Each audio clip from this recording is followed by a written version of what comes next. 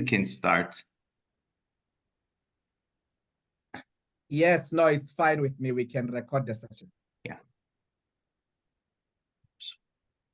What happened? Why? Can you hear me clearly? I'm struggling to hear you. Yeah, We is can it for hear the you. others as well? So it's very difficult to understand Memdu. Really? Yes, Oh. there seem to be glitches in the connection. There seems to be a problem with his connection. Yes. Yes. Yeah. Yes. But he's back now.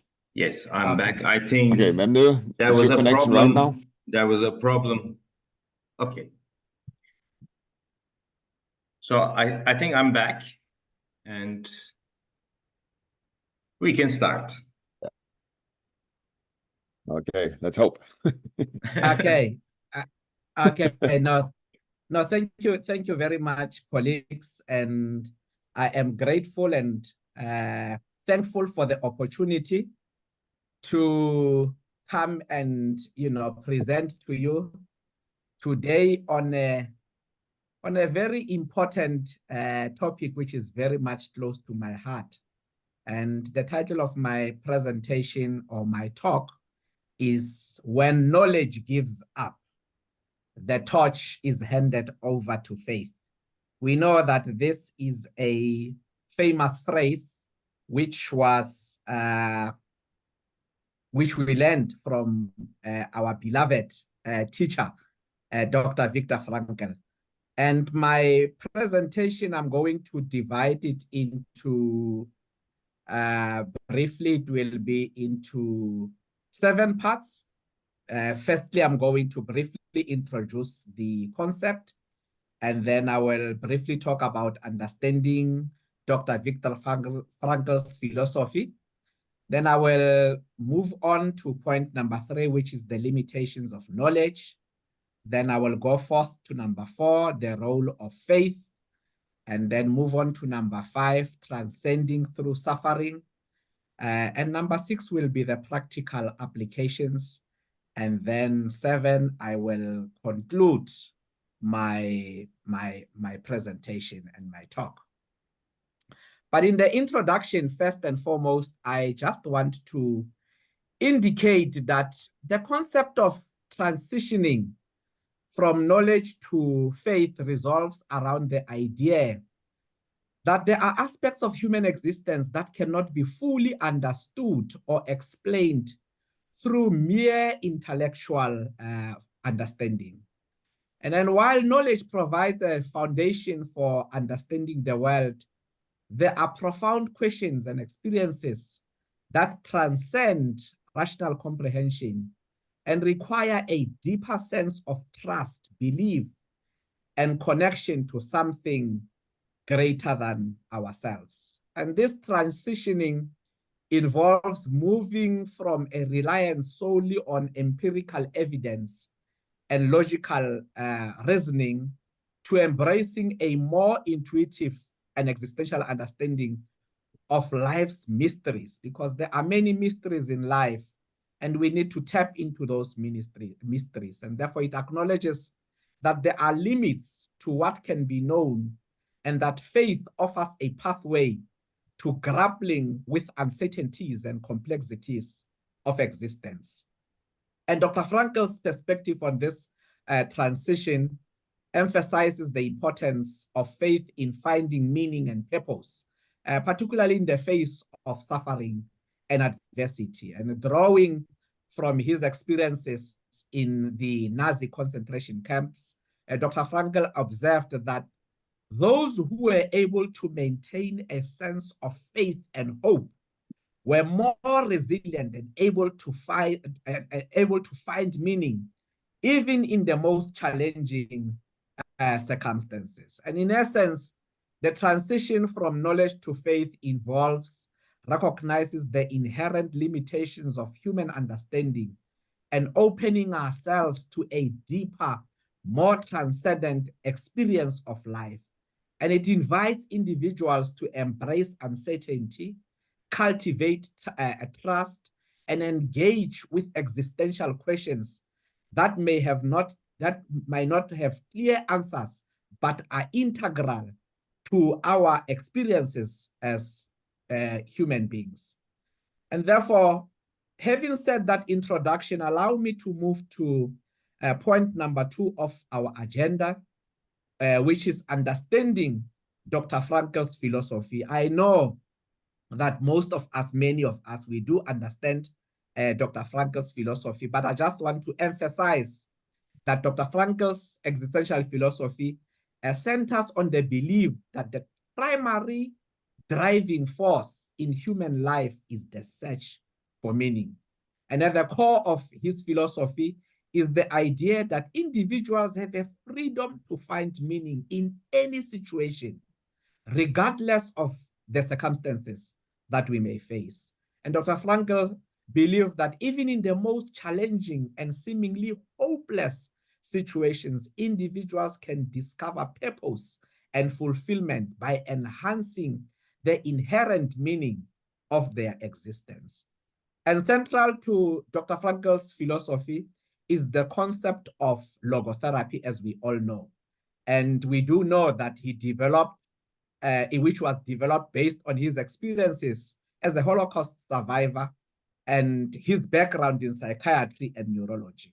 And therefore, logotherapy emphasizes the importance of finding meaning in life as a means to transcend suffering and achieve personal fulfillment. And I'll come back to this one later again. And unlike other forms of psychotherapy that focuses on introspection or analysis of past experiences, logotherapy is future-orientated and focuses on helping individuals to identify and pursue their unique sense of meaning and purpose. And as Dr. Frankl will famously say, that we should not look at individuals as they are, but we should see them as they are supposed to be.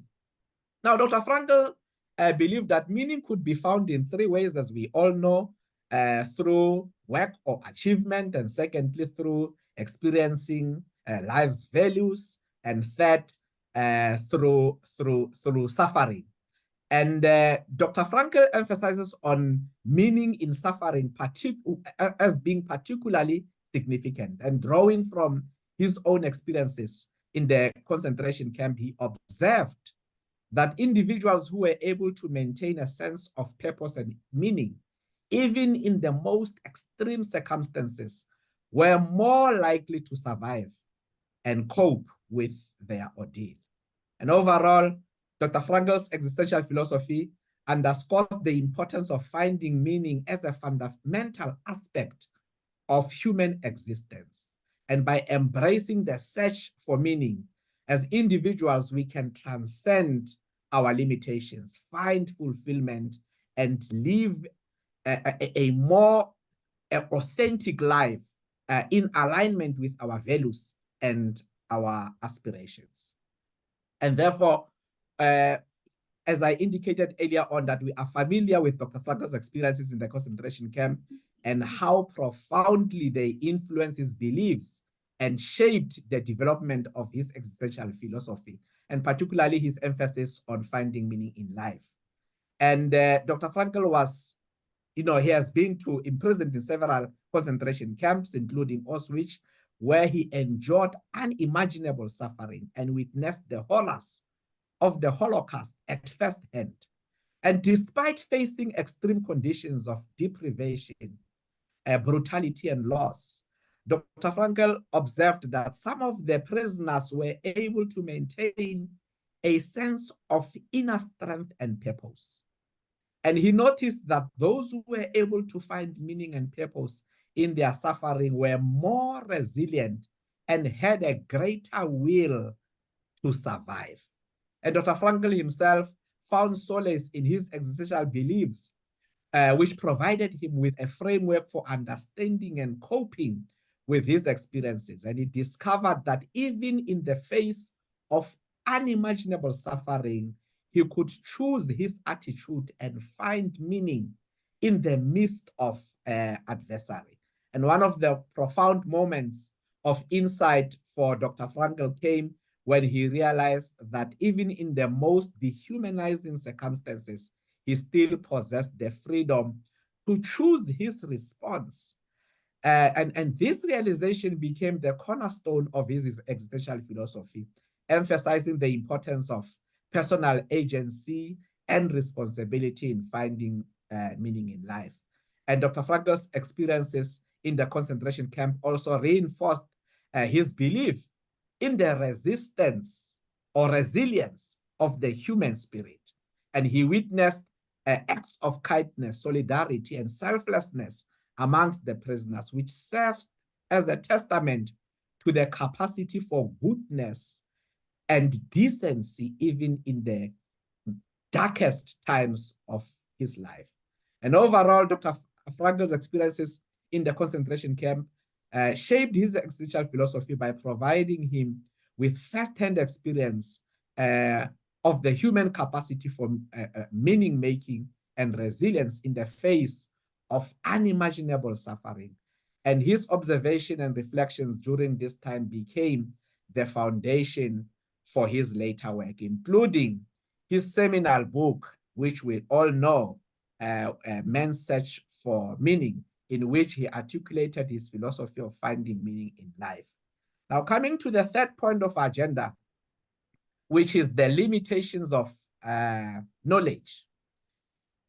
The exploration of the idea that knowledge has its limit in providing meaning and purpose in life stems from the recognition that there are aspects of human existence that transcend empirical understanding of rational analysis. And while knowledge is valuable in many respects and provides a foundation in its ability to address existential questions and providing ultimate meaning and purpose. And here are a few points to consider in this exploration. Number one, and that is the subjectivity of meaning. Meaning and purpose are inherently subjective and deeply personal experiences. And while knowledge can provide insights into various aspects of life, it cannot dictate what is meaningful or purposeful to an individual. What one person finds meaningful, another person might not, highlighting the limitations of objective knowledge in determining subjective experiences. And number two is existential questions. Knowledge often deals with concrete facts and observable phenomena, but it struggled to address existential questions about the nature of existence, the purpose of life, and the meaning of suffering. These questions lie beyond the scope of empirical inquiry and require a more nuanced and introspective approach to understanding. And number three, of course, it's the limits of rationality. Rationality and logic and logical reasoning have their own understanding. In their own rationality and logical reasoning have their own place in understanding the world, but they are insufficient in terms of grappling with the complexities of human emotions, experiences, and aspirations. And meaning and purpose often emerge from intuitive insight, emotional connection, and existential reflections that transcend strict rationality. And number four is transcendence and mystery.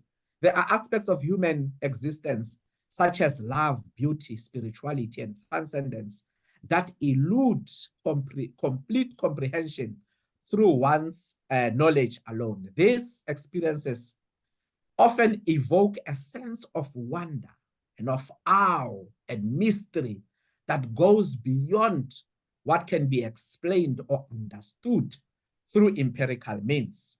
And number five is the role of faith and intuition. And faith, intuition, and spirituality play an important role in providing meaning and purpose in life for many individuals. And therefore, these aspects of human experience involve a deep sense of trust, belief, and connection with something greater than oneself, which cannot be fully grasped through knowledge alone. And therefore, in essence, while knowledge is valuable and essential for navigating the world, it has its limits in addressing the existential questions and providing ultimate meaning and purpose in life. And recognizing these limits opens the door to embracing a more holistic and nuanced understanding of human existence that incorporates aspects of faith, intuition, and the subjective experience. In Dr. Frankl's words, particularly in Man's Search for Meaning, he discusses the shortcomings of relying solely on intellectual understanding in several ways. And here are some of the examples. For example, in terms of meaning and suffering, Dr. Frankl argues that intellectual understanding alone is insufficient for coping with the existential realities of suffering and adversity. While rational analysis can provide insight into the causes and effects of suffering, it often falls short in addressing the deeper existential questions about the meaning of suffering and how to find purpose in the midst of it. And Dr. Frankl emphasizes the importance of embracing suffering as part of human experience and finding meaning in it, which transcends mere intellectual understanding. And the second one is freedom of choice. One of the central themes in Dr. Frankl's work is the idea that individuals possess the freedom to choose their attitude and respond to any given situation, regardless of their external circumstances. And this concept challenges the notion that intellectual understanding alone determines one's outlook in life. And Dr. Frankl argues that even in the face of extreme suffering, individuals have the freedom to find meaning and purpose through their choices and actions, demonstrating the limitations of relying solely on intellectual understanding to navigate life's challenges. And number three, of course, is the whole concept of existential vacuum. Dr. Frankl introduces the concept of existential vacuum, which refers to a sense of emptiness and meaninglessness that arises when an individual lacks a clear sense of purpose or direction in life. He suggests that intellectual pursuits and material comforts alone are insufficient in filling this existential void. Instead, Dr. Frankl advocates for a deeper, more experiential exploration of meaning and purpose, which goes beyond intellectual understanding and requires introspection, self-reflection, and a connection to something greater than ourselves. And these examples from Dr. Frankl's work illustrate this a critique of relying solely on intellectual understanding and highlights the importance of embracing existential dimensions of human experience, such as suffering, freedom of choice, and the search for meaning in order to live a fulfilling and a purposeful life. Now, this brings us to our fourth point in the agenda for today, which is the role of faith. Dr. Frankl views faith as a deeper understanding that transcends mere knowledge by emphasizing trust, belief, and a connection to something greater than oneself. While knowledge is grounded in empirical evidence and rational understanding, faith delves into the realm of existential questions, spiritual experiences, and the search for ultimate meaning and purpose in life. And the following are some of the key aspects of Dr. Frankl's perspective on faith as a deeper understanding. Number one is the whole notion of trust in life. Dr. Frankl suggests that faith involves a fundamental trust in life itself, even in the face of uncertainty, suffering, and adversity. This trust goes beyond rational comprehension and rallies on a deeper intuition that there's inherent meaning and purpose in existence, regardless of the circumstances that one faces. And he will often say, circumstances do not determine us, but it is our spirit that determines who we are. And number two is believe in transcendence, that faith encompasses a belief in something beyond the material world, whether it be a higher power, universal principles, or a deeper order in the universe. And this belief provides individuals with a sense of connection to something greater than themselves, offering comfort, guidance, and a source of meaning and hope. And number three is existential commitment, that faith involves a personal commitment to existential values and ideas that transcend individual desires and interests. And it requires individuals to align their actions and choices with their deepest beliefs and convictions, even in the absence of certainty or tangible rewards. And number four brings us to the whole notion of the search for meaning. Central to Dr. Frankl's understanding of faith is the search for the meaning of life. He suggests that faith enables individuals to find meaning and purpose beyond the limitations of rational understanding, tapping into deeper dimensions of human experience, such as love, creativity, and spiritual fulfillment.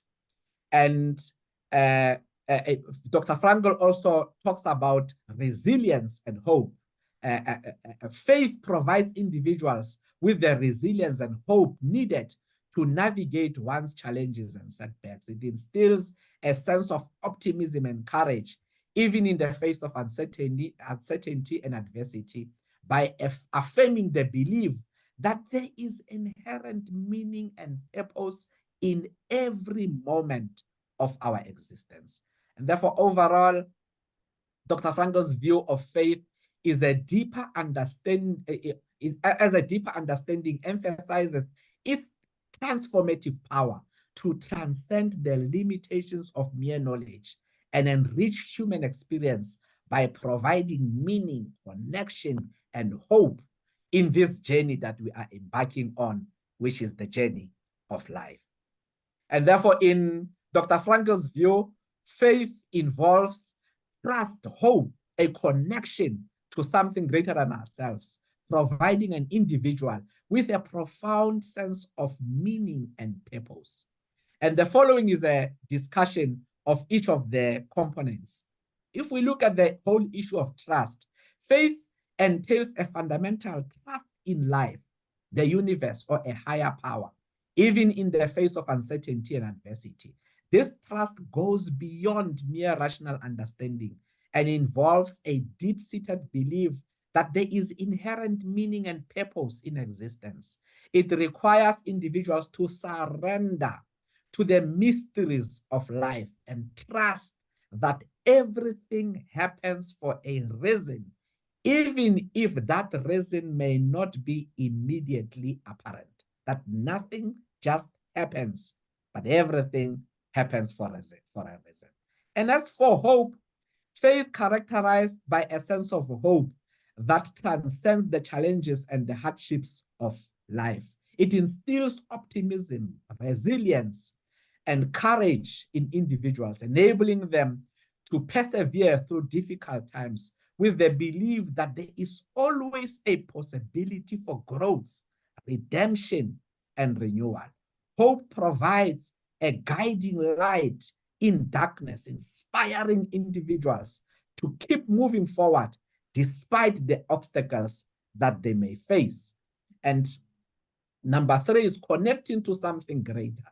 And this is very important. Faith involves a deeper connection to something greater than ourselves, whether be it a higher power, a universal principle, or a collective human experience. This connection provides us as individuals with a sense of belonging, purpose, and interconnectedness with the world around us. It fosters a sense of humility and reverence for the mysteries of existence, reminding us as individuals that we are part of something that is larger than ourselves as individuals. And in Dr. Frankl's existential philosophy, faith serves as the cornerstone for finding meaning and purpose in life, especially in the face of adversary and in the face of suffering. And it offers individuals sense of transcendence, allowing them to rise above the circumstances and tap into the deeper dimensions of human existence. And therefore, by cultivating trust, hope, and a connection to something greater than ourselves as individuals, we can discover the profound meaning and fulfillment in our lives. And this brings us to the fifth item of our agenda, which is transcending through suffering. Dr. Frankl's own experiences of suffering, particularly during his time in the Nazi concentration camps, profoundly influenced his exploration of the importance of faith in finding meaning in the midst of adversity. And Dr. Frankl endured unimaginable horrors, as I indicated earlier on, and witnessed, but at the same time, he witnessed the depths of human depravity during his time in the camps, including the loss of his loved ones and the constant threat for life. But despite the extreme conditions he faced, Dr. Frankl observed that some individuals were able to maintain a sense of inner strength and resilience by finding meaning in suffering. He noted that those who had a sense of faith, whether in God, humanity, or in a higher power, were better able to cope with the challenges of camp life and maintained a sense of hope and dignity. Dr. Frankl himself drew upon his existential beliefs to navigate the horrors of the camp. He found solace in the idea that even in the most dire circumstances, he still possessed the freedom to choose his attitude and respond to the situation. This realization became the source of his inner strength for Dr. Frankl and helped him to endure suffering with a sense of purpose and meaning. And through his own experiences in surviving, in suffering and surviving, Dr. Frankl came to understand the transformative power of faith in finding meaning, especially in the midst of adversity. He witnessed firsthand how faith could provide individuals with a sense of transcendence, resilience, and hope, enabling them to enjoy even the most unbearable circumstances. Dr. Frankl's exploration of the importance of faith in finding meaning amidst adversity is evident in his writings, as I indicated earlier on, and as we all know, particularly in his famous book, Man's Search for Meaning, where he recounts his experiences in the concentration camps and reflects on the role of faith in his own survival and in the survival of others and in our own survival. And therefore, his insight continued to resonate with readers and scholars and teachers and, all people around the world, inspiring them to find meaning and purpose in their own lives, even in the face of suffering and uncertainty. And in Dr. Frankl's writing, he provided several examples illustrating how, as individuals, we can transcend suffering through faith. And the following are some of the examples that I would like to share with you today. And the first one is finding purpose in adversity. Dr. Frankl recounts numerous instances in the concentration camps where individuals found meaning and purpose in suffering by drawing upon their faith. For example, he describes how some prisoners maintained dignity and a sense of self-worth by helping others, even in the most dire circumstances. And this act of kindness and compassion served as a source of strength and resilience, enabling individuals to transcend brutality of their surroundings. And if I were to put in a personal and a reflection to this one, I also authored a book, I think it was in 2021, titled 70 Women and One Man, Meetings with Remarkable Women. And in this book, I'm documenting short stories of how, through my interconnection with these women, I was able to rise above some of the circumstances which were very painful in my life, which had caused adversities in my own personal experiences. And from my encounters and from my relationship, from my connections, and through relating with these women, I was able to be handed a key that unleashed potential, and I was able to realize other things that I was not going to realize by myself, and which all confirms the importance of finding faith through interconnections. And number two is maintaining hope. Despite the overwhelming despair and hopelessness of the concentration camps, Dr. Frankl observed that those who maintained a sense of faith and hope were more resilient in the face of adversity. And he recounted how individuals found solace in their belief in a higher power, or in a conviction that there was meaning to be found in suffering. And this hope sustained them through the darkest moments and gave them the strength to endure. And as I indicated earlier on, I indicated that I wrote a book which is titled 70 Women and One Man. But the one man is not myself. The one man is my spiritual father, whom, when I find myself being, in moments where I cannot find answers in life, he is the person that I'm able to talk to, able to communicate with. And through our spiritual union, I have discovered that one moves from a situation where myself as the student, I move from a position of confusion, and I tap into his wisdom. And this is what happens when we read through some of the stories that Dr. Frankl has recounted in many of his books, that we move from confusion and into wisdom. Simply through that particular spiritual union, we are able to maintain hope. And the third one is through choosing one's attitude. Dr. Frankl emphasizes the importance of choosing one's attitude in the face of suffering, regardless of the external circumstances. He illustrates this through his own experiences in the camp, where he witnessed individuals who, despite facing unimaginable horrors, maintained a sense of inner freedom and dignity by choosing to focus on the positive aspects of their lives by finding meaning in their suffering.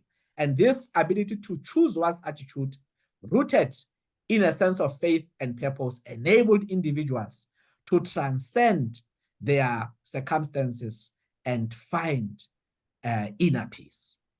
And number five, it's through finding meaning in sacrifice. Dr. Frankl highlights how some of the individuals found meaning in their suffering through acts of self-sacrifice for the sake of others. He describes instances where prisoners willingly risk their lives to help fellow inmates, motivated by a sense of duty, compassion, and faith.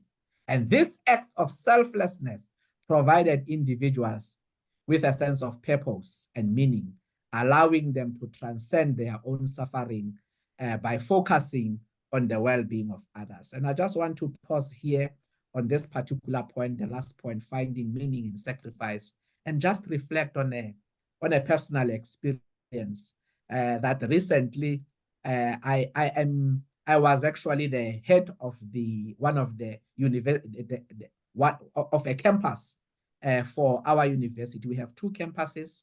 One is in Bloemfontein and one is in Welkom. So I had the one in Welkom. Now my contract has come to an end. And as it came to an end, I received another opportunity to go and head another campus. And this was plus minus 300 kilometers away from my home. And this meant that I had to leave my wife and my kids and travel to this far place and head this particular campus. And I found myself where there was a clash between the creative values and the experiential values. And I found myself being confused. And, you know, as Frankl says, when you find yourself where there's a clash between your creative values and experiential values, this is where you wish for an answer from heaven to say, how do I build balance to these two? And as I was reading Man's Search for Meaning, I came across a very profound statement that resolved the whole confusion for me. And that was when Frankl says, sometimes we need to make a covenant with heaven, in the sense that we need to save the human beings that we love from a painful end. And therefore, I had to ask myself, am I going to reach forth to this position and be the father in an academic world and abdicate my responsibilities of being a biological father? And this particular phrase in Man's Search for Meaning, which indicates that one needs to form a covenant with heaven, that we need to sacrifice for the sake of the ones that we loved. I found myself letting go of the position, saying I would rather let go of the position, stay in a lower position where I am, but for as long as I am sacrificing for the ones that I do love, that in itself will give me a sense of meaning and purpose. And therefore, overall, Dr. Frankl's writing are replete with examples of how individuals can transcend suffering through faith, demonstrating the profound impact that a sense of meaning and purpose can have on one's ability to endure even the most unbearable circumstances. Through acts of kindness, maintaining hope, choosing one's attitude, and finding meaning in sacrifice, individuals can tap into the deeper sense of resilience and inner strength that enables them to rise above their suffering and find meaning in the midst of adversity. And just from tapping into faith, tapping into this experience, I found myself experiencing something that I was never ever going to experience had I not found myself in this situation. And where I'm sitting now, I find myself saying, I am so grateful that I have experienced what it means to truly sacrifice for the sake of the ones that we love. Now, let's come to point number 6 before we come to our conclusion, which is the practical applications. Dr. Frankl's teachings offer valuable insights that can be applied in our everyday life, especially during times of uncertainty and hardships. And here are some of the ways in which his principles can be applied, and I have applied some of these principles in my life. And the first one is finding meaning in daily activities. Dr. Frankl emphasizes the importance of finding meaning in everyday activities, no matter how mundane they may be. In times of uncertainty, focusing on tasks that align with one's values and goals can provide a sense of meaning and direction. And ever since I declined the position 300 kilometers away from my home, every day I look around and I ask myself, I wonder, what was I going to miss had I left for this particular position? So I make it a point each and every day to say, I need to find meaning in my daily activities, in my surrounding, in this life, in this town where I am situated now. And number 2 is choosing one's attitude. Dr. Frankl's concept of choosing one's attitude highlights the power of perspective in shaping one's experience and adversity. Even in the face of uncertainty and hardship, individuals can choose to adopt a positive attitude and focus on aspects of their lives that they can control. There are many things that we can control. Like Frankl says, even if we cannot control the circumstance or the situations around us, we can control the attitude that we attach towards those particular situations. And number 3 is through cultivating resilience. Dr. Frankl's teaching emphasizes the importance of resilience in the face of adversity. he suggests that resilience can be cultivated through a sense of purpose, connection with others, as I indicated through this book titled 70 Women and One Man, my connections with others and the willingness to endure suffering for the sake of something greater than ourselves. And number 4 is finding meaning in suffering. Dr. Frankl's concept of finding meaning in suffering suggests that even in the most difficult experiences can serve a purpose in one's life. During the times of uncertainty and hardship, individuals can explore the lessons and insights that emerge from their struggles and ask yourself, what did I learn out of this experience? How did I become a better person out of this experience? And as I often say to my colleagues and friends, when life presents you with lemons, how can we make lemonade out of these lemons? And by reframing adversity as an opportunity for personal growth and transformation, individuals can find meaning in their experiences. And number 5, connecting with something greater. And this is the last and the most important. Dr. Frankl's teaching emphasizes the importance of connecting to something greater than ourselves, whether in higher power, universal values, or a sense of community. During times of uncertainty, individuals can draw strength from their spiritual beliefs, finding solace in the support of others, and contribute to a cause that aligns to their values.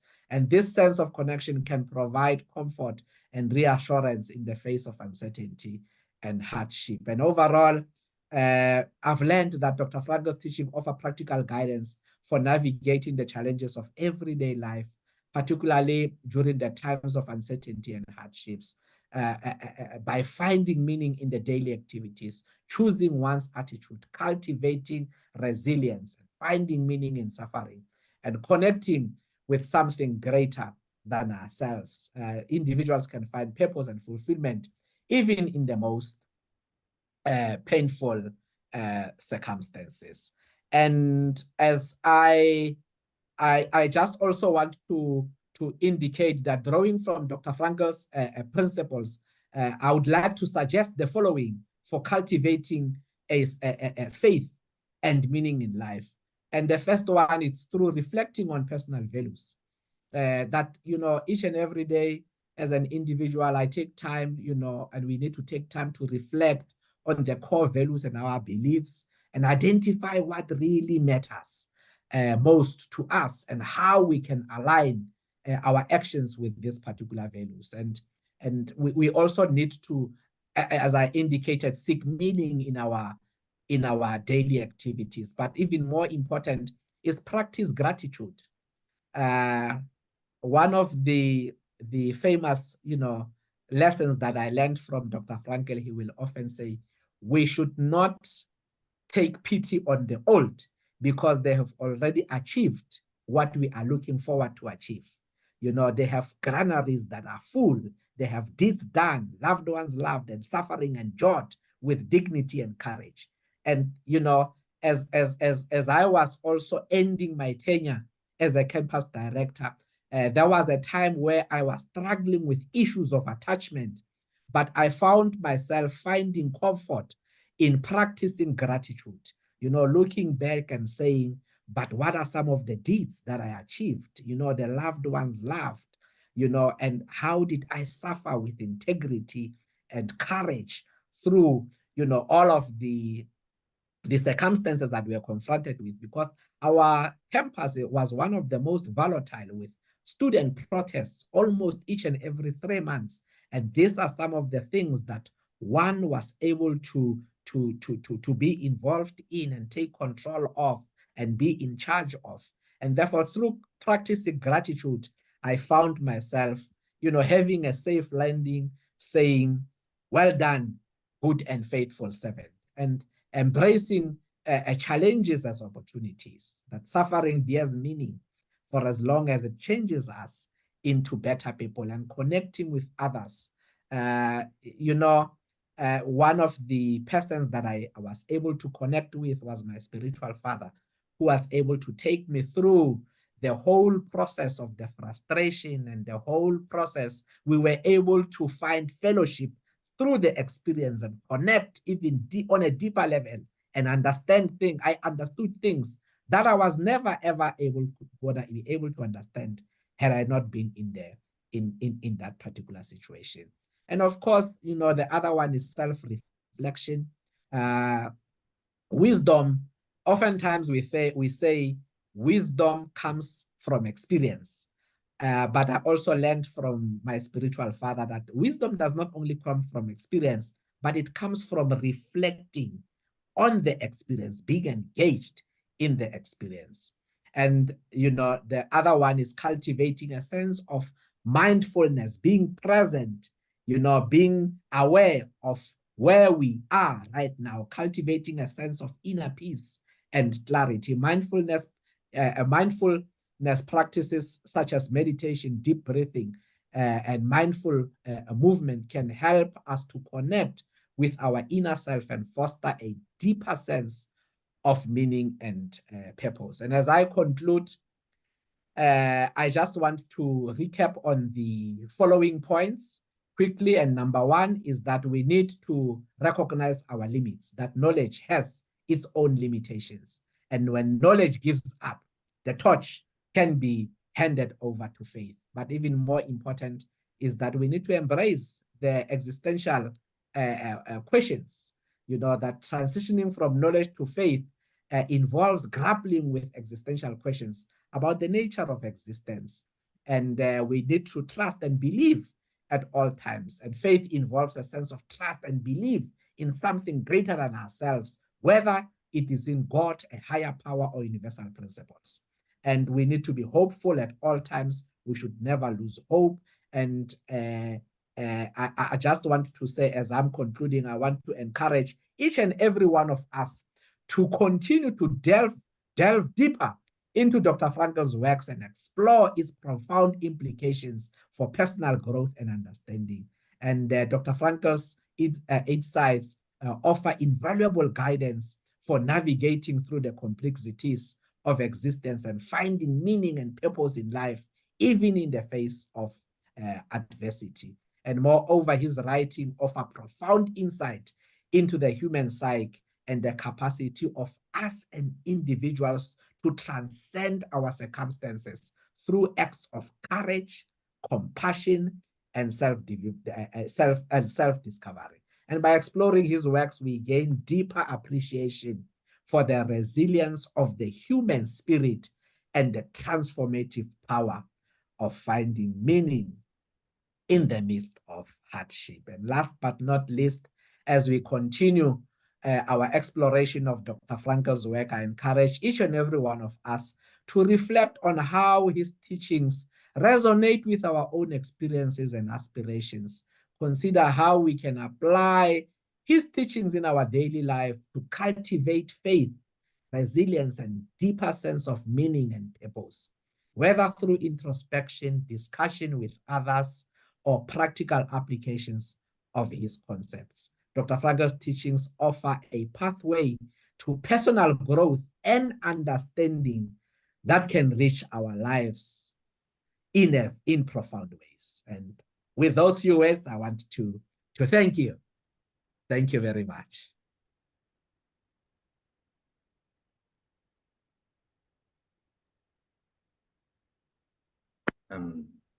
Thank you. Questions or comments? Yes, yes, questions and comments. Yes, I'm here.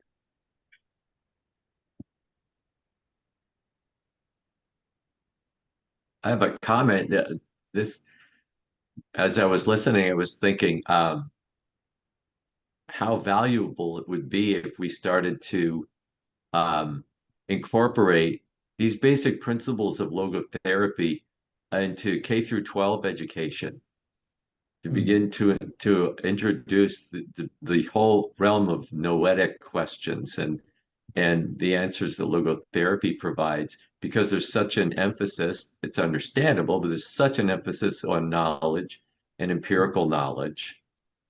We're a highly technical society, and so those skills are essential. But I do worry that I saw some of this with my son as he was going through K through 12.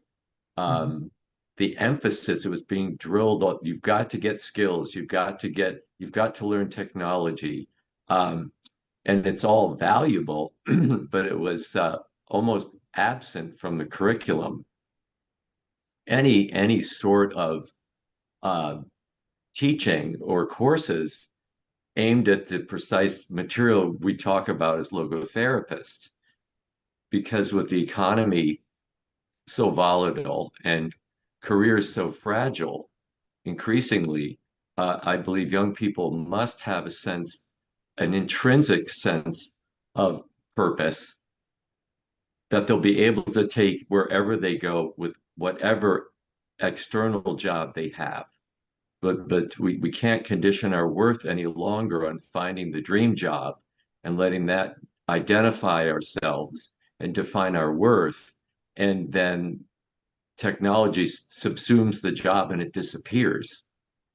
But then, and it does speak to resilience too, that if one doesn't have the sense of faith and connection to the transcendent domain, you're at the mercy of circumstances, external circumstances. I think it would transform education. Yeah. The Greeks had it right, that ultimately we're trying to create virtuous citizens capable of contributing to a democracy and finding that intrinsically rewarding. Yes, yes, yes. Yeah. No, you are correct. I mean, these are some of the issues we are also grappling with. Recently, the president of our university, took notice of the fact that, everybody's talking about the 4IR, 4IR, 4IR. And she put a challenge to all of us to say, but how are we going to humanize this 4IR? Because that we cannot solely depend on technology, that there is still humanity in us that needs to be considered, So, and as a result of that, she started a chair in our university and appointed a director to say we need to look deeper into these issues of humanizing the 4IR. And you are correct to say if this can also cascade it further down to our school systems as well, that can become very valuable to our children. Because at the end of the day, human beings is who we are. We are spirit, we have emotions, and we live in the body. So we cannot neglect who we truly are. And spirit is who we are. And we need to still make sure that we don't forget that, especially in our education systems.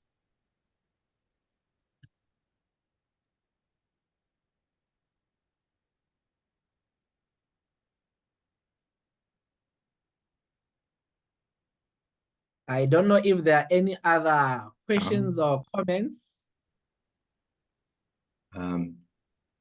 Let me have one maybe a bit comment. Yes. First of all, I fully agree what you presented, but I would like to emphasize that Dr. Frankl's teaching is a secular modality because it is based on existential phenomenology. I think phenomenology is providing us the foundation to generalize what is the essence, what is the meaning of any experience. Yes. I'm referring from Viktor Frankl. He was stating as phenomenology from the Man's Search for Ultimate Meaning book. Phenomenological means translating the wisdom of the heart into scientific terms. Yeah. At the back, there are huge, great people that Frankl's theories, Frankl's modality is based, Franz Brentano, Edmund Husserl, Max Scheler. And I would like to read from The Will to Meaning. And what fascinates us, Frankl makes these very complicated philosophical things very practical and very any people can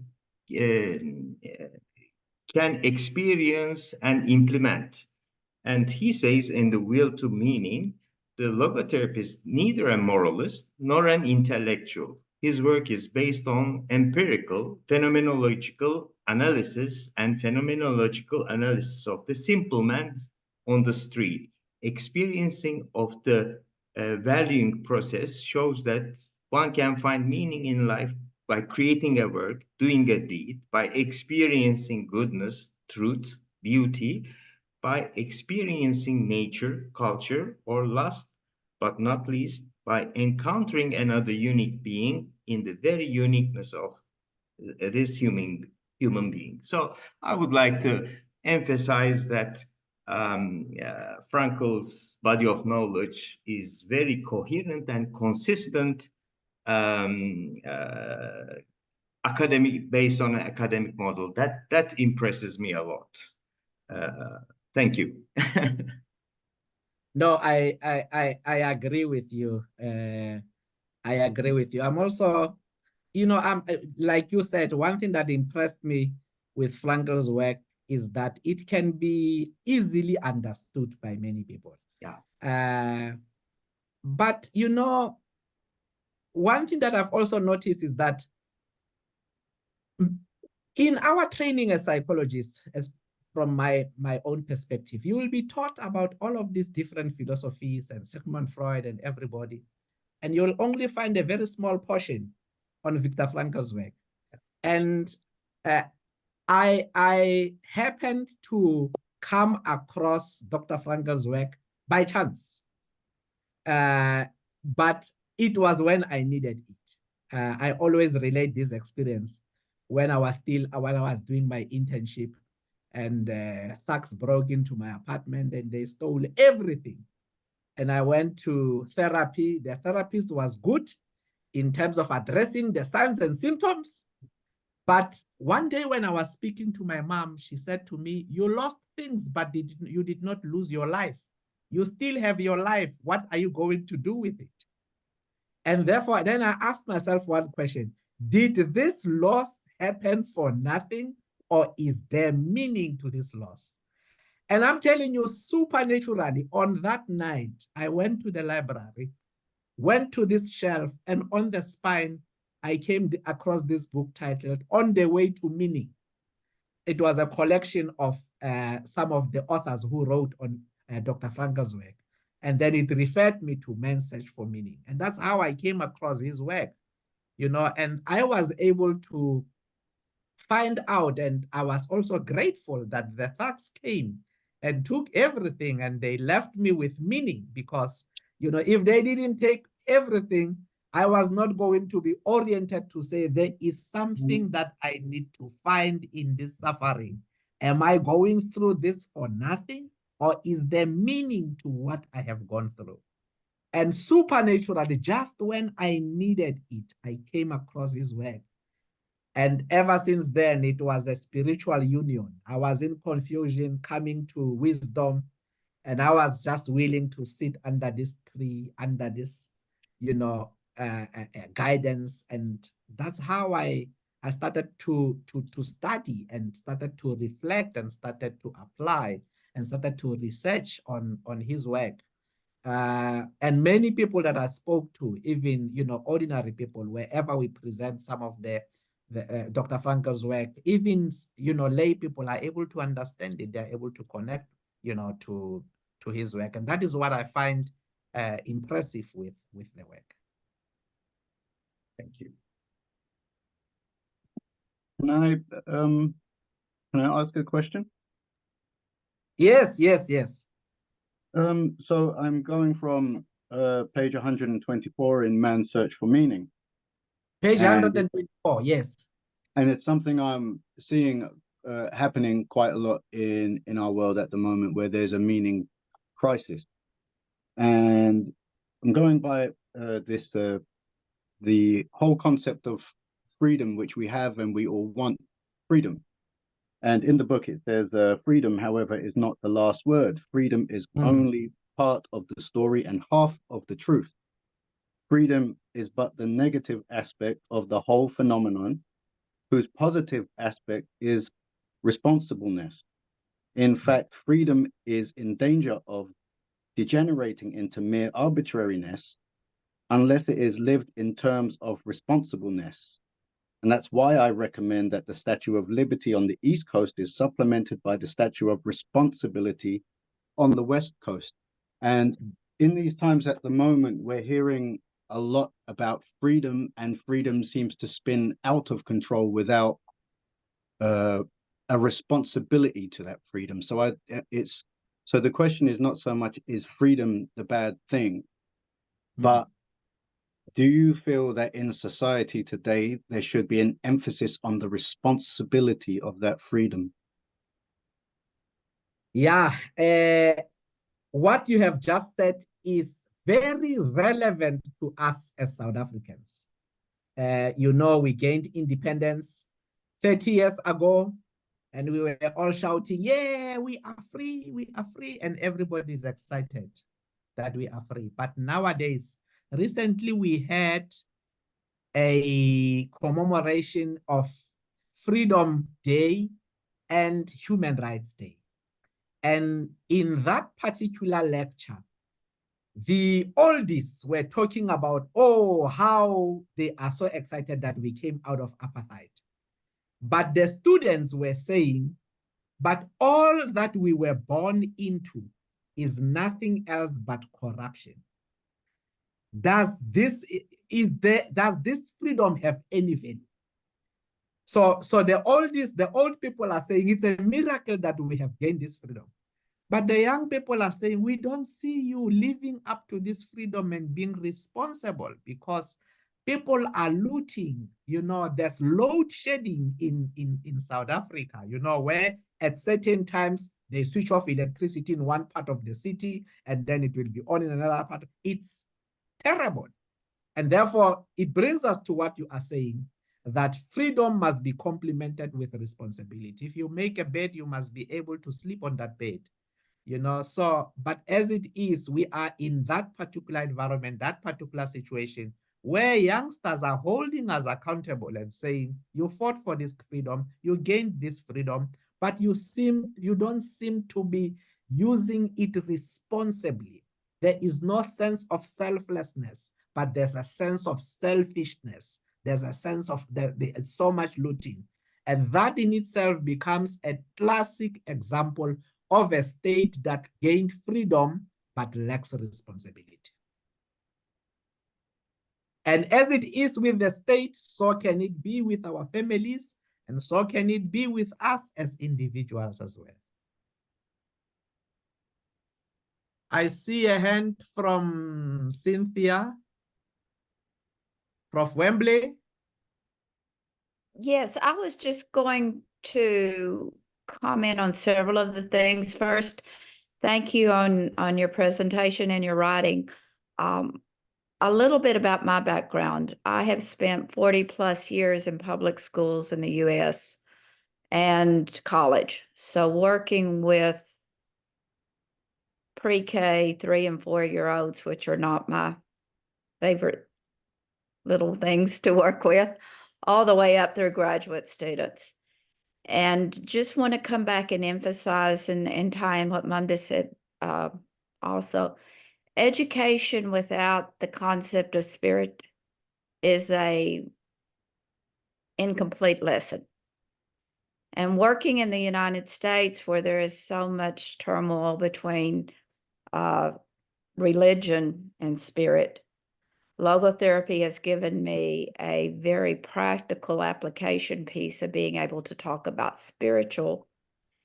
And I always tell the students and the parents, if that incorporates religion, a faith belief, that's part of your meaning.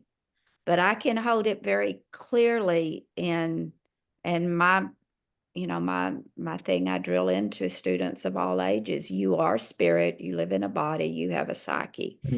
And it amazes me that even my kindergartners, my 5 or 6 year olds, can pick up on these basic concepts if you incorporate the ideal of conscience, because they do have a sense of right or wrong. And to go back to responsibility and freedom, with that missing piece of responsibility, that's where the conscience begins to scream very loudly. And I think the biggest handicapping issue dealing with education of all ages is we have forgotten this spiritual component. And there is research and data there to show the difference in that. And I will very quickly give you an example that I use with students. But if you have a good friend that is involved in a bad car accident, and in that car accident, maybe they lose a limb, so their physical body changes. Are they still the same person? Well, yes. That is the same as the spirit, the noetic. Well, what if that person deals with mental health issues because of the trauma and so on, and you put it in age appropriate? Is that person still the same person? And my students, nearly everyone will say, yes, that's still my friend, or that's still whatever. That stays unharmed is the noetic. And without teaching this to our young people, I think we're seeing what we deal with. And so I'll refer you back to some of the books you've mentioned in the writings and your own writings. Thank you very much for presenting this. But education needs this. I don't think we as logotherapists have a large enough bandwagon that's saying, hey, look at what we've got here, because it is very much the missing piece. So thank you. Thank you for all you do with the university. Yeah, So, thank you very much. In my PhD studies, I did a study where I wanted to look at the most significant predictor of first year academic performance.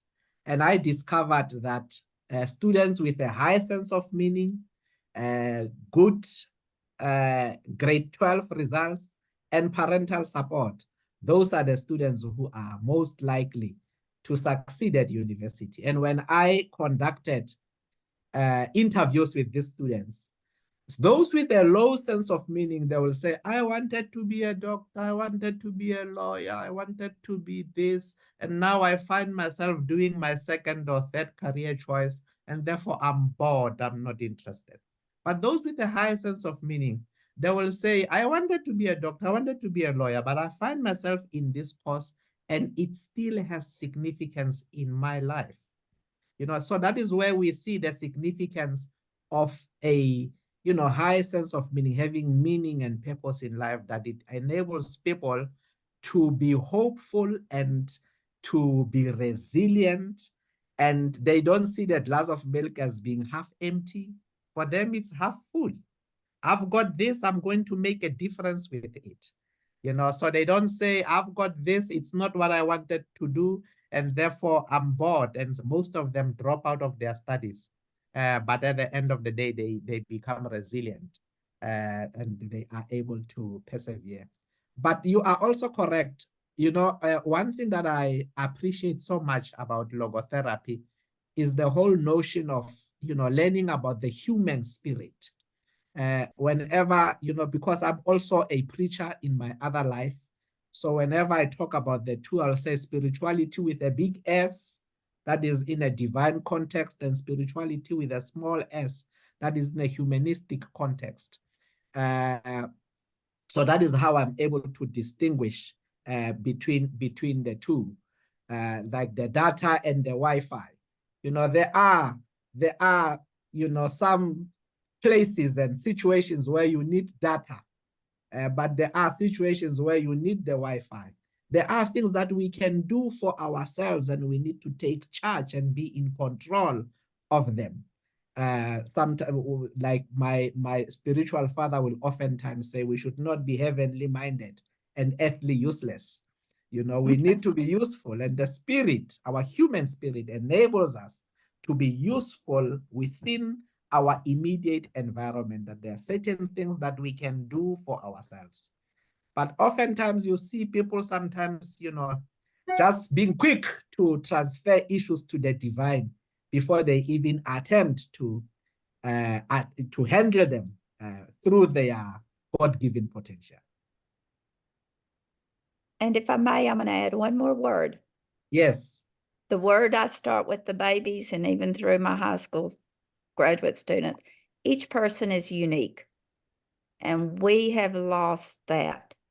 Yeah. And if you're truly unique, you are called to do something that no one else can do in the unique way you do. Yeah. And I think that speaks again to why there's no meaning. It doesn't matter if I do it because I don't matter. But Yes. the ideal of uniqueness is lost very much in a lot of the U.S. education anyway. And I think internationally. Yeah. And if we don't realize that we are unique, then we join the race and we become competitive.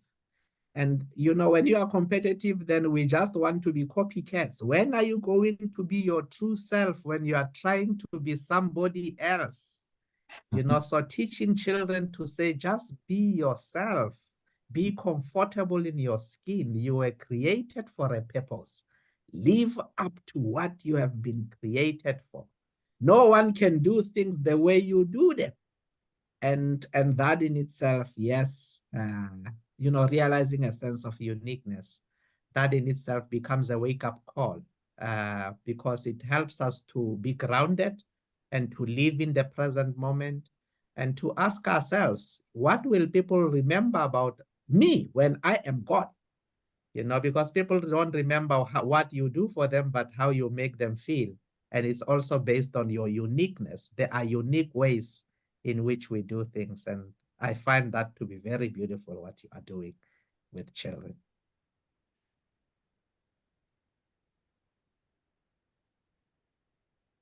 I do see, following that, I do see a disturbing trend in our country toward groupthink. And Frankl warned that that's the royal road to fanaticism. And the parallels with 1939 are pretty apparent to those who look through this lens that we have as logotherapists. That the first thing to go is a true, you cannot have a genuine sense of responsibility if you don't have a felt sense of a freedom to choose based on your authentic self, and the conformity now for groupthink. Right across the spectrum, conservative, liberal, doesn't matter. It's this underlying pressure. You must think as we do, or you don't deserve to be here. And that, needless to say, is the groupthink, the very thing Frankl wrote about, was the beginning of the movement toward the Third Reich. And some people might think that's being an alarmist, but I really don't think so anymore. Because that idea of the stature of responsibility, I'm sorry, I forget who brought that up, but that is one of my favorite thoughts, concepts from Frankl. And I really wish that would get some traction and started. Maybe we should all have a big bake sale or something, get the money to get that thing built, like in California, assuming California is still there. I hope it doesn't sink. But if, you know, put the thing there, because it would be such a powerful visual that you can't have one without the other and have it turn out well if we're social beings. Yeah, no, I agree with you. You know, you spoke about the whole notion of the statue of liberty and responsibility.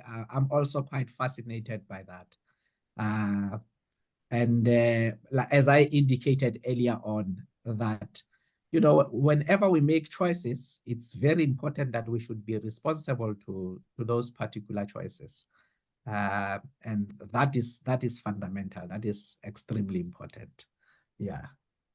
My understanding is that statute of responsibility is still in process, but the Institute itself, we are not directly involved in it, but I do see some messages come across at different times. So I'm not familiar with who's doing, I couldn't list who's doing it, but I think it's still in process. Yeah, yeah, yeah. I see there's a question in the chat box. I might not be able to answer it, but I can read it. It says, thank you very much for your excellent presentation. My husband, Anthony, has a question. What forms of meaning are unacceptable? For example, in the past, and even today, people will find meaning in brutal conquests. Surely Frankl did not have this in mind. Okay, if it's unacceptable, then it's not meaningful. If it's a brutal conquest, then it's a will to power. It's not a will to meaning. Meaning can only, you know, as Frankl will indicate, there are 3 levels of responsibility. I'm responsible for myself, but I'm also responsible for the next person. I'm responsible for each and every one of you. And ultimately, I'm responsible before God, before a creator. And therefore, if it becomes a brutal conquest and I'm not responsible to you, then it cannot be meaningful. If it's a brutal conquest and it involves killing others, then it cannot be responsible before God. And therefore, if it's unacceptable, then it's not meaningful. So that's my take from it. Meaning can only be acceptable, and the individual meaning of today must transform into universal values of tomorrow. As much as it's subjective, but it must not only be good for me, it must be good for all. So that's my take from it. I want to add real quickly, because I know there's a hand up, but Dr. Stefan Schulenberg uses the term authentic meaning in a lot of his research and incorporating the ideal of self-transcendence. So okay, another resource. Yeah. There's a hand from, is it Benedict? I hope I'm not butchering your name. No, you're not. Apologies if I did. It's wonderful to meet you, Dr. Makola, and I loved your presentation. It's beautiful. Thank you. And I just love this organization. It brings so much hope. I actually just had a comment. I appreciated Richard's view and optimism or idealism about introducing concepts of logotherapy, the values in the children with education. And Cynthia giving us hope with herself as being a teacher for so many years and how she's done it. I'm not of the teaching orientation, and I don't know if it's possible or the teacher. Well, what I wanted to ask is, Cynthia, is the possibility really within the teacher themselves? And then I thought, well, maybe that's something logotherapy awareness to the Educational Teachers Union or something. But practically speaking, you seem to have some liberty there, and you objectively said how that didn't conflict with, not being secular. So wouldn't that lend to the individual of the teacher, and perhaps that would be the avenue to introduce? And I thought that was a very hopeful approach, and I totally agree with Richard, and also to Richard's ladder, but I don't like to be pessimistic, but about the whole where the group think. I think in my generation, I easily identified that also, but I don't think it was as strong as today. And there was something within me that could say, that found before my parents didn't tell me about Frankl. I didn't know about Frankl. I did have a sense of, I did have faith, but somewhere came, I knew as a kid, I wasn't that, and I'm not limited by that. And so to that point, I think what you're saying is, I think we are at that place. And I think it reflects, the culture which we are, our social culture. And this goes back to Cynthia, the basic words, verbiage. When do you hear responsibility? Instead, I'm hearing even in everyday, I'm not close to politics, but all these trials and even for people, you don't hear responsibility, you hear accountability. I'm hearing that. I'm not hearing responsibility. The other aspect of hope, well, and then going back to the unique, just simple things of Frankl, that yes, you're right. Everyone can understand this. It's actually our inherent human, divine or other being given, that we've been given. But we don't hear those basic human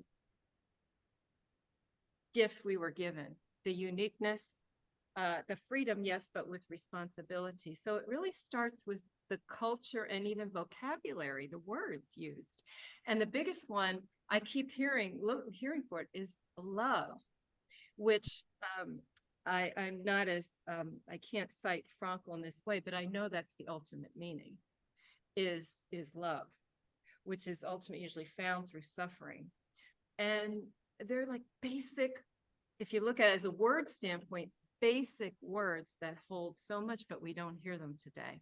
And going back to you, Cynthia, can the teacher introduce these things on a personal level in their daily teaching, and how to do that? The short answer is yes.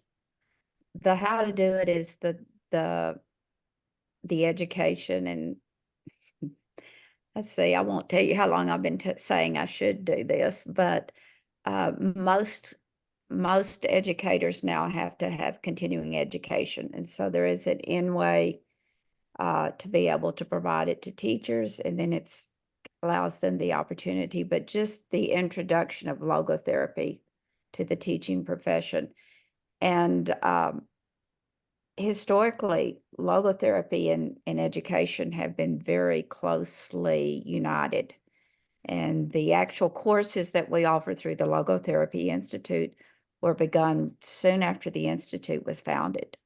And so there has been a foundation piece of educating not just professionals, but also going into, the interesting thing now is we're seeing in the Institute, this is going into the business world, the professional world, the CEOs, the human resources.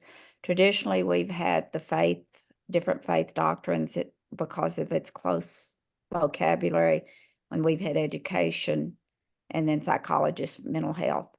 But we're seeing an expansion is kind of what we've talked about. So many have gone into a career and go, wait a minute, I may be making money, but there's no meaning in this. This is a long day. What do I need to do? And so some of the businesses, the communities are beginning to look at incorporating this also, which is hopeful. But it could go into education. We just need logotherapists to take it there, I guess, is the short answer. So Yeah, is that the avenue then? It really needs to be at a personal level, logotherapists, and they land, and that person in that particular career happens to be interested in logotherapy. It might even say it for myself. And so, but you don't see it at a bigger level, like with the teachers' education. The only way I'm aware of right now, short of having a fantastically expensive marketing type campaign, would be, as I said, all educators, all counselors, so many people have to have continuing education credits. We could do a push to make it much more accessible to them. That would not be an expensive type of thing. But anything that goes on in education, if you look through it, there's usually, like the Institute or the logotherapy groups around the world, that say, hey, we have something, and then they're able to get it into the conferences, which then get it into the school districts, which also can get it into the universities and so on like that. But it's those connections to get it into in the United States. If you affiliate with your three main states in the US, Texas, New York, California, whichever way they go, the rest of the states usually go. Because we have so many students, it's just sheer numbers. But it's I don't know if any of you are educators from, Glasser had a real big push years ago, and they were in the schools, all the school systems nearly across the United States. We just haven't done it yet. There's hope. Yeah, but it's very difficult. And in Austria, there's an institute which, well, trains teachers and educators. So far as I have observed, quite successfully, but I don't know the numbers. So at least it's still too few, and it's not one institutionalized. So these continuing education, yes, it's also obliged here in Europe, but they have their own institutes and their own. So it's again kind of affiliation and whom they are, I don't know, serve or not, or it's a kind of politics, internal politics in this school bubble, especially in the normal school bubble, not the universities. This is a different level, but it's difficult to enter. So in the last conference, well, I brought my lecture about that logotherapy should be in the educational system, much more installed, but difficult to enter. The other thing we need, and we have more and more data-based research studies. I mean, mine was with at-risk students in the United States using logotherapy. There are some out there, but we need to do a better job of publicizing it and saying, this is what we've done internationally using logotherapy in education. There is validity here. It does work. But again, it's speaking the language of the people that are inviting you to come in and train the educators. On that note, Cynthia, I was thinking about severe mental health issues. Is there any data out there that compares, the psychotherapies, those patients under psychotherapy and medication, compared to all of that plus, as the adjunct? Part of the reason I asked that is I'm not a professional, but I've been taking CMEs up recently, that means there's also hope. There's some CMEs going on non-duality and transcendence from Harvard. And I'm right now, they just have hourly classes, and the fifth one will be next week. First of all, that's positive because, wow, transcendence is put out there in vocabulary. And also this introduces the use of psychedelics. That's reemerging because it's being researched.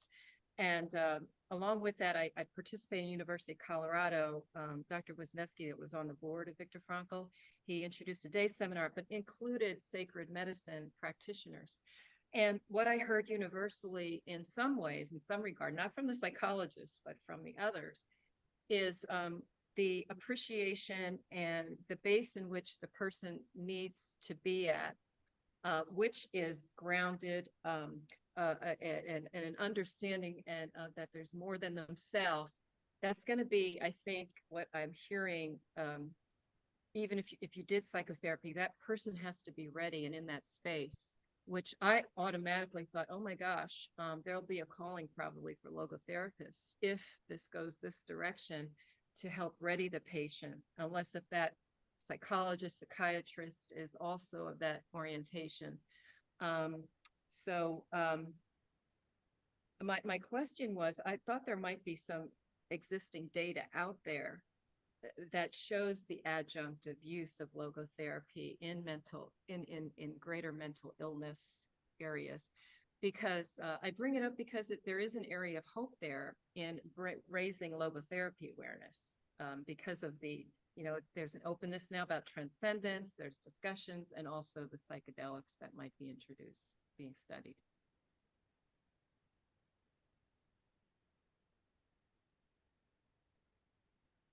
There is data, yes, you'd have to do, I have not looked at it lately, but I know Alex does in Vienna. He keeps on top of that quite a bit.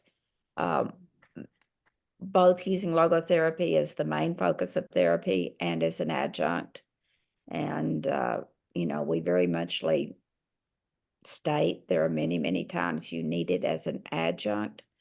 As a logotherapist, my treatment plan is not complete unless I'm looking at the noetic, but my client may not ever know that I'm doing that. That may not be part of the presenting discussion, but underlying it in my evaluation, what's important, what's going on, where are they coming from, and where do they really want to go? Because most of the time, I see that the meaning piece is what's left out of most treatment plans. But Alex does a pretty good job of keeping on top of those, and in some of his publications, yes. Minda, do you know about, or in Andreas, do y'all? I think he has published not that long ago. Well, for a philosophy, that means in the last 10 years. That's, but I think, yeah, some few years ago with Michael Tier, a book which collected like a meta-analysis all these researches about logotherapy and the effectiveness in treatment in, I guess, in different branches. But well, I know we're over, but I'm going to go get a book real quick. So if you can hang on just a minute. I just got it in the mail yesterday. Somewhere I do it. I do have the, well, how to say, the bibliography somewhere on my computer, but it would take me a time also to search. So we wait for Cindy. I see there's a hand from Michelle. Yes, thank you so much. This is really more of a question for the group, and I think it's important to kind of share, you know, I was drawn to this work personally for my own personal reasons, but it does fit in very, very nicely with my career, which is a life and wellness coach, certainly very future-oriented work. So it's beautiful in that regard. However, you know, I'm just so curious because, and I agree, this would be so wonderful to include in the curriculum for the teaching profession. But, and even as Professor Makola had pointed out today, it's very often missing, or there's a very small portion of this even in the psychology curriculums. And I'm just so curious, is there any theory behind the reason for that? Is it a fear of the noetic dimension? Is it a misunderstanding of what it is that Frankl was doing? It's just, it seems, I know I had read at one point that there were some thoughts that his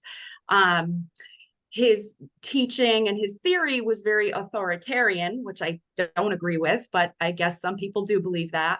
But is there any theory as to why it is? Why are we not talking more about Frankl's work?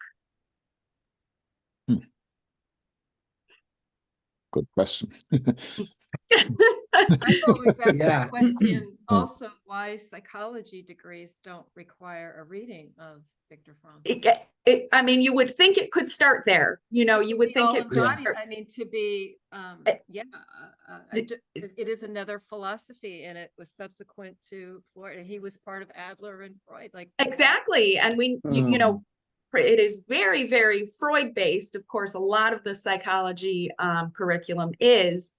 But yeah, even the friends that I have that have even master's degrees in psychology, they're like, Viktor Frankl, yeah, like I think we maybe had one session on him. Just unfortunate. Now I'm going to ask again, because logotherapy is not and will not ever be data driven. We use data. We are research based. But coming out of World War II, if you go back and look, at least in the States and in Western Europe, which pretty much drove the rest of the world, it was very data driven. The other thing is, if you look at Freud and Adler, both they became a business also.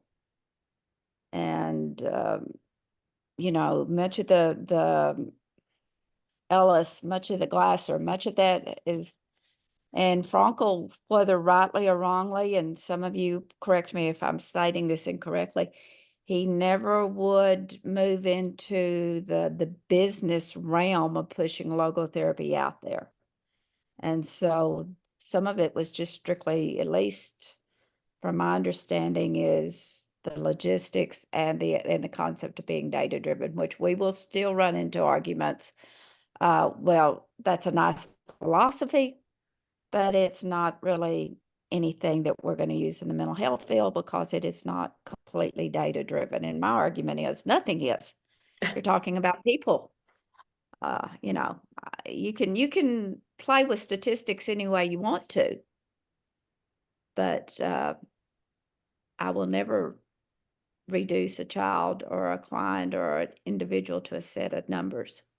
Yeah. And that's part Well, of our and so then until then, you know, what I will continue to do, Cynthia, is just, you know, incorporate it into my work, whether or not a person is aware I'm doing it or not. well, and depending on the person, I'm sorry, Right. Solomon, I'm kind of jump in here anytime.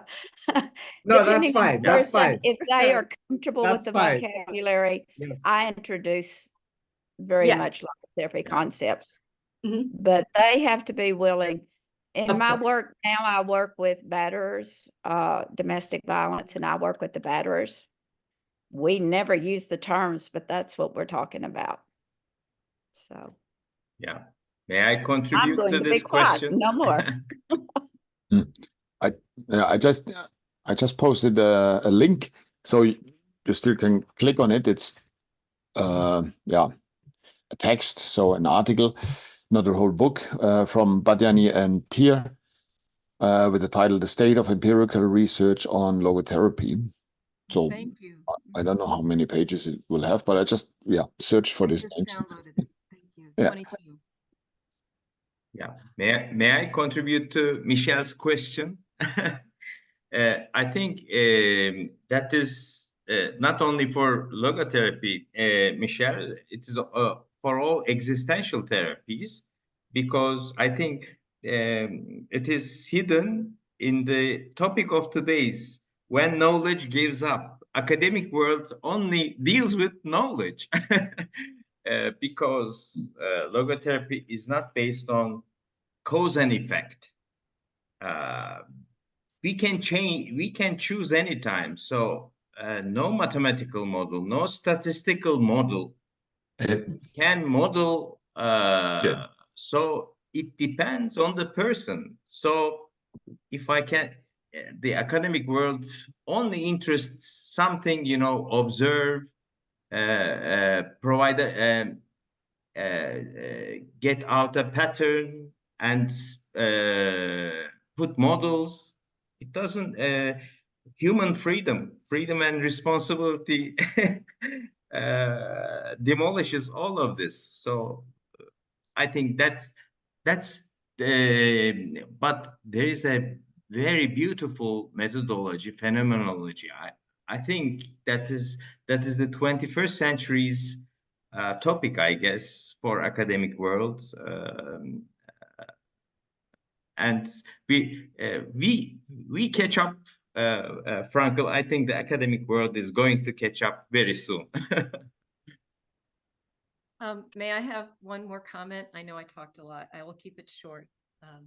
But it's a positive note again. And I would be remiss if I wouldn't mention that many of you did know my husband, Stephen Southwick, my beloved husband.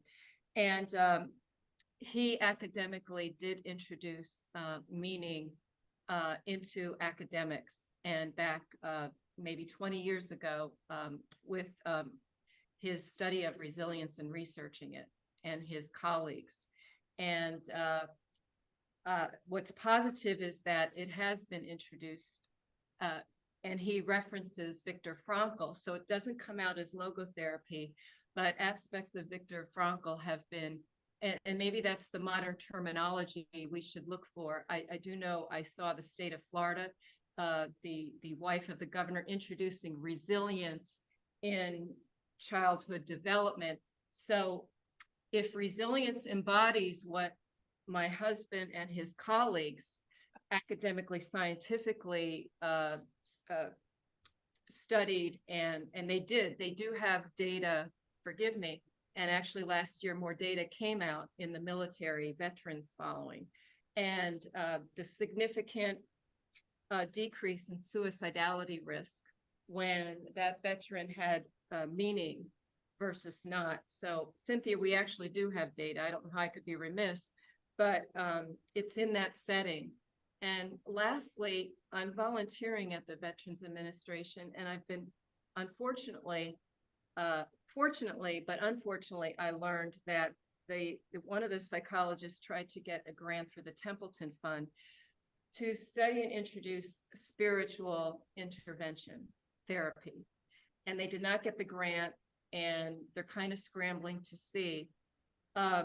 What I've learned in being amongst some veterans just on a volunteer basis is that, and I've heard this through the psychologist there, and that's part of the emphasis reasoning to why is they tend to be a most spiritual group, especially if they've been in the combat area and things like that. So there is a lot of, that's really positive, because the VA is fortunately one of the outlets where my husband was able to research and have application done with a data set of, I hate to say that because they're human beings, but they follow almost 5,000 veterans on a very, it's many year basis. So thank you. I'd like to toss in the spirit of going way over time. I feel so bad for you, Professor. We're just not going to let you go. But I'm a psychologist and also a priest, and I straddle the worlds of theology. I'm also a logotherapist. The question about why isn't logotherapy more intentionally integrated into psychology, that's where I live for years. And here's what I can say is they shouldn't be. I think that's not, it's well intended, but that wouldn't work, number one, and it can't work. By definition, psychology is the discipline of the psychogenic dimension. Logotherapy lives in the noogenic dimension. They can't be integrated. That would be a category mistake. They're qualitatively different, but they must be interacting, would be my suggestion. Is it still leaves us with the job to do, and I hope I'm doing my bit day to day, year by year. But it would be misinformed, though well-intended, to say, well, we got to integrate the noetic dimension with the psychogenic dimension. That would be a disservice to both, and compromise the efficacy of both. But if we think in terms of how can we structure a dialogue where one is informing the other, then I think we're on the right path. I'll just pause there. Yeah, no, well captured. You know, I also wondered why, you know, Viktor Frankl's work was not taught, you know, in our psychology classes. But you have captured it well, Richard, that, you know, it's all about the difference between the noetic and the psychogenic. So, yeah.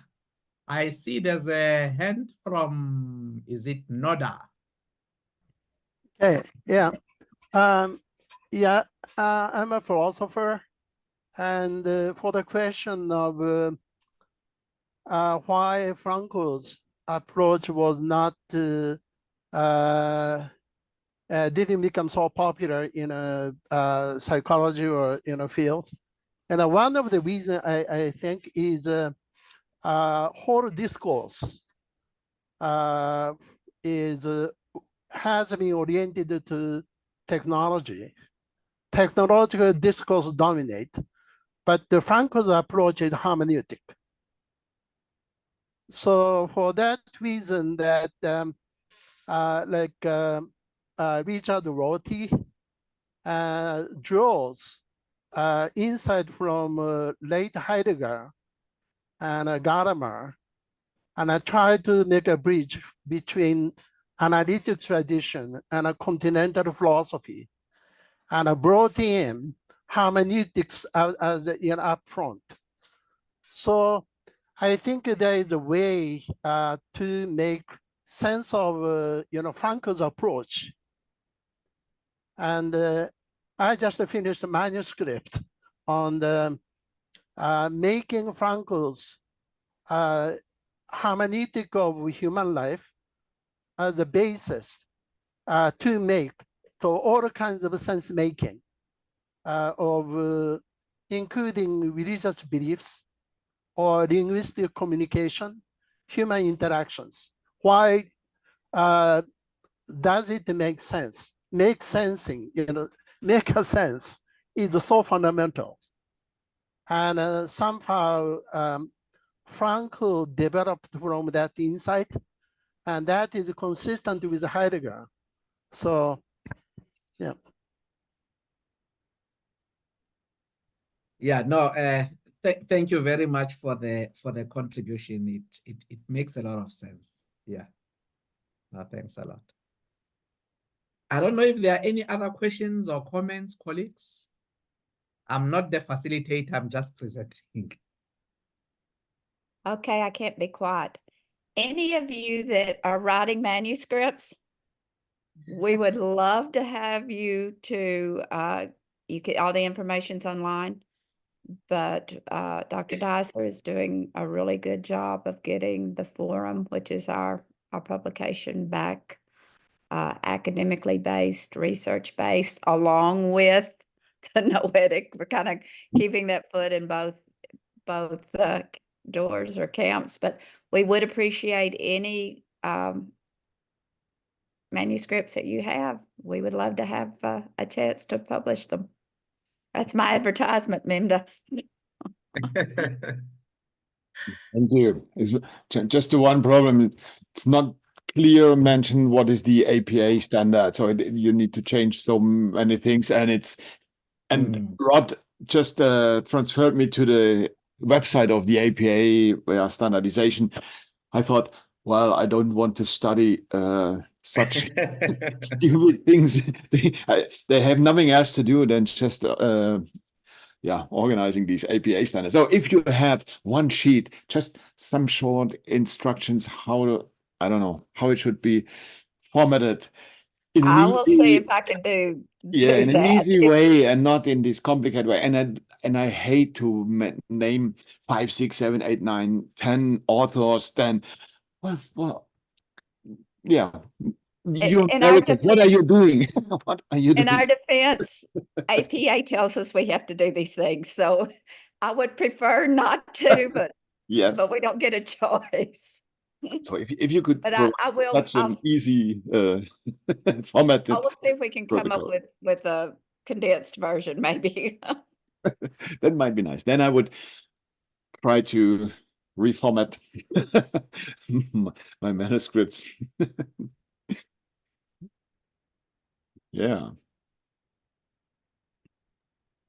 Yeah, thank you, Solomon. Anyway, I didn't mention it before, huh? So I was really amazed with your presentation, and I had some fears because I know you're also a priest and with with the faith, but we we discussed this.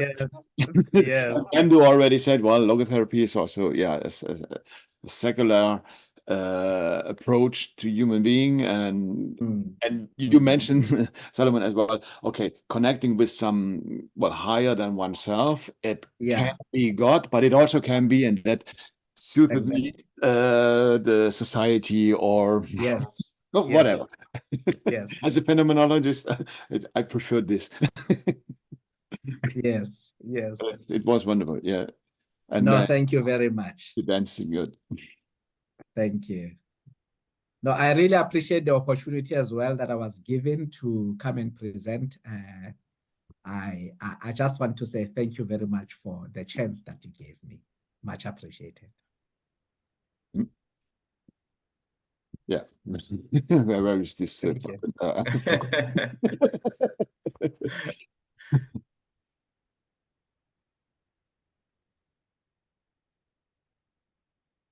Yeah, there. Okay, then.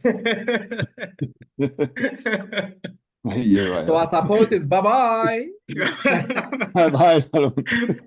Bye-bye. Bye. See you. Yeah. Bye-bye, See colleagues. you. Bye-bye. In South Africa, it's good night, but I Good. know, Yeah. you know, you are Yeah. in different parts of the world. And In it's Europe good as well. day. Bye-bye. Bye-bye. Bye-bye. Bye-bye. Bye-bye. Bye-bye. So good to see you, Memdu. Yeah, good to see you. Yeah. Hope to meet hope to meet somewhere person to person. I prefer person to person. Yeah, I hope next year will be the conference again in presence and not That would only be Yeah. wonderful. Yes, that will be nice. I that will will be nice. definitely Everyone, attend. yes. Yeah. Ah. Okay. Thank you. Okay, mates. Thank you. Bye-bye. Bye-bye. you- Yeah, also for you is late already, Mandu. So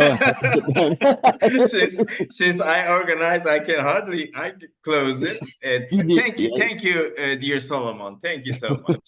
Thank you very much. Thanks See for you. having me. Oh, Bye-bye. bye. Chris, for your Bye. download.